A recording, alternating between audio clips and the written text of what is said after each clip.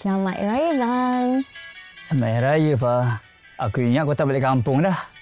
Abang ni. Adik busy kerja lah. Abang boleh cerita. Tanya Unify TV je lah. Ada apa kat Unify TV ni, Bang? Kau tengok je lah.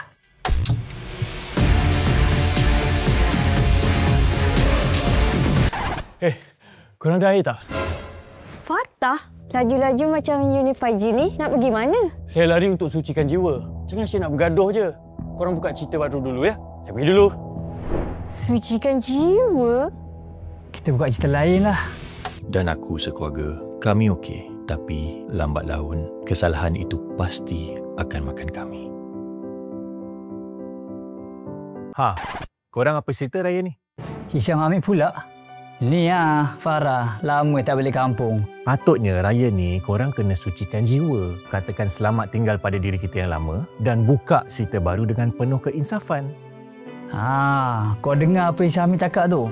Yelah. Minta maaf lah. Macam tak ikhlas je. Buka cerita lain lah. Okey. Tulis, lepas tu kau sebut sekali. Cepat.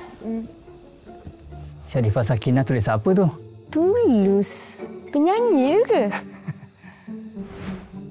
Alah, takkan tak tahu maksud tuluskan hati. Maksudnya ikhlaslah. Kalau nak buat apa-apa, buatlah dengan hati yang tulus dan ikhlas. Bang, adik dah cukup ikhlas tau. Jomlah, kita tengok cerita lain. Patah Hamid lagi. Itulah tu. Saya nak awak jumpa 11 perempuan tu, minta maaf dan dapatkan kemaafan dari mereka tanpa tertinggal seorang. Di bulan yang mulia ni, kita kenalah saling bermaafan.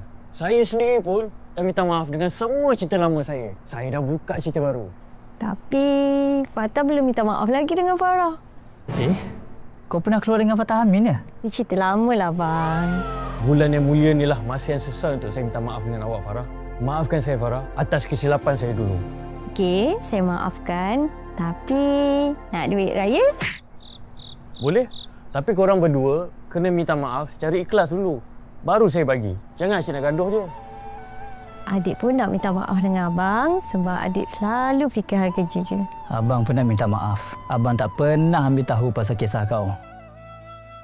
Kan elok macam tu. Eratkan lagi ikatan adik-beradik tu. Banyak juga yang kita belajar daripada Unify TV ni kan? Betul. Kita orang dah buka cerita baru. Korang pula, apa cerita?